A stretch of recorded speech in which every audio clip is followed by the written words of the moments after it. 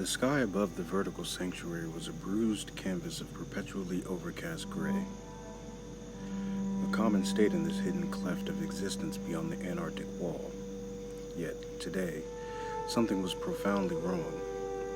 Arden stood in the heart of his private sanctuary, the colossal sheet of water that usually plunged hundreds of feet outside his floor-to-ceiling glass wall now thrumming with an unnatural tremor. It wasn't the rhythmic bass of a healthy key flow, it was the frantic beat of a dying heart. Inside, the controlled internal rain, a hallmark of the sanctuary's symbiotic design, had gone rogue. Instead of the usual fine, harmonizing mist that coalesced into serene channels, it descended into erratic, violent bursts, splashing onto the dark, reflective wood floors with a sound like scattered pebbles. Miniature lighting, the crackle of overcharged ambient key danced briefly in the droplets before vanishing. Arden's hand, ancient and unlined despite millennia of existence, rested lightly on the cool, polished surface of a low stone plinth. His eyes, the color of deep river moss, were fixed not on the chaotic internal display, nor the troubled waterfall beyond the glass, but inward. He felt it, the pervasive, deep-hanging energy that was his constant companion, now coiling and thrashing within the very air of his sanctuary. For anyone else, it would be unbearable. A psychic state, static, a pressure that could crush thought and splinter sanity. For Arden, it was simply the texture of his being, the unavoidable resonance of a demigod intimately bound to the living planet. But even for him, today's agitation was a raw nerve. Alyssin, the name formed not in words, but as a geomantic signature, a familiar and infuriating surge of chaotic yet intelligent energy that vibrated through the earth and into his very bones. Her latest gambit. He hadn't needed to consult the data streams his staff diligently monitored from the disk. He felt the impact of her Amygdala Gambit as a distant yet palpable ripple of primal terror across humanity's collective consciousness. A surge of fear, a phantom vertigo, now cycling through billions of human minds via the interconnected web they called the internet. A network of key conduits she had helped them build, with vulnerabilities he had failed or perhaps chosen not to fully sever. He closed his eyes, drawing a deep, slow breath that was less about air and more about the raw key that permeated his being. The interior of the sanctuary shifted, the very stones of the walls seeming to pulse faintly, absorbing the excess energy. This space was designed for precisely this, to channel the planet's vast, often overwhelming insights and energies, to act as a resonator and sometimes a pressure valve. But Alyssin was pushing the system to its limits, daring him to intervene, forcing his hand.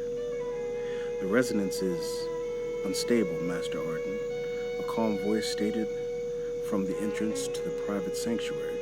It was Ilara, his chief of staff.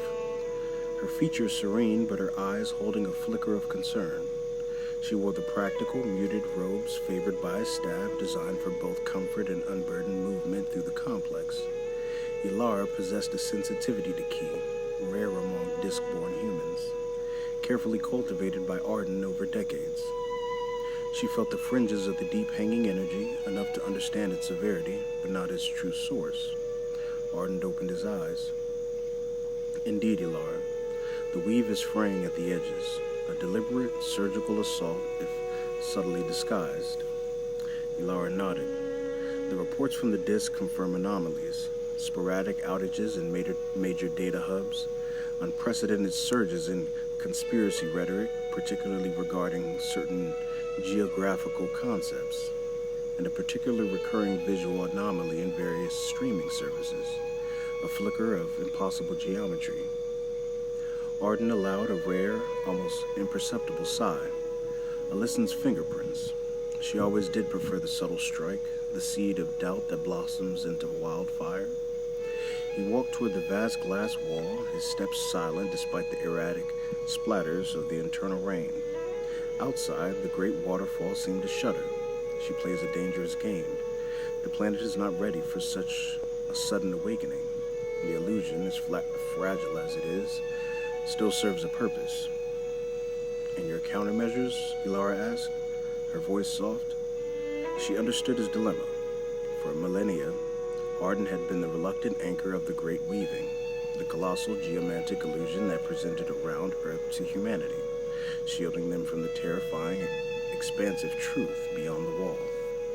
It was a lie born of necessity, a measure taken after Atlantis' catastrophic fall, meant to allow humanity to heal and mature. But Alyssin, his former confidant, his intellectual equal, believed the hibernation had gone on too long. My countermeasures are hampered by their own purpose, Arden murmured, almost to himself. Each act of reinforcing the illusion only makes it more brittle against Alyssin's pressure. It's like trying to mend a dam with ever thinner thread. He gestured towards the shimmering, troubled rain inside.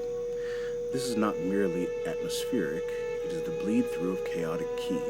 The planet itself is reacting to the accelerated unraveling. The round Earth lie is a complex sigil, Ilara. When it begins to crack, the resonance is felt even here, within the very fabric of my home. He looked out beyond the agitated waterfall, his gaze piercing the perpetually misty air, stretching past the towering canyon walls toward the distant, invisible expanse that lay beyond the ice wall. Here, the dragon lines thrummed with a raw, undiluted power. Here, the earth was overtly, terrifyingly flat, stretching into vast, unmapped regions of primal ki. This was his true domain, the source of his profound power, and the reason he was arguably the most powerful weaver among the syndicate. Yet, even from this position of strength, he felt a knot of dread. The syndicate, the very institution he had co-founded, was fractured. His fellow weavers, most of whom had joined long after Atlantis' fall, had become complacent, clinging to the comfortable illusion that they had painstakingly maintained for 11 millennia. They believed control was key, but they had lost sight of the planet's true needs and the subtle, dangerous shifts occurring in the modern age. Alyssin, for all her reckless gambit, at least understood that stagnation was a death sentence. Arden's hand tightened almost imperceptibly on the plinth. The deep hanging energy around him intensified, forming a vortex that pulled at the loose sleeves of his dark robes. It wasn't anger, it was the sheer force of his ancient will, focused and distilled, preparing for what was to come. He had spent epochs ensuring the stability of the planetary deception. Now he intended to use that same power to dismantle the very group that, in his eyes, had become an obstacle to the planet's survival. Alyssin had merely provided the leverage he needed. "Prepare the observatory," Arden commanded, his voice resonant with ancient power, yet tinged with a weariness that only millennia of bearing such burdens could impart. "I need to view the full scope of her influence on the outer disk, and send word to the acolytes beyond the wall. The balance is shifting. They need to be ready." Ilara bowed her head, her expression stoic. She knew that when Arden spoke of balance, he meant a planetary equilibrium that often came at a terrible human cost. She also knew that ready meant preparing for a revelation that would shatter worlds, both real and perceived. The erratic rain continued to fall inside Arden's sanctuary, a chaotic symphony presaging the storm to come.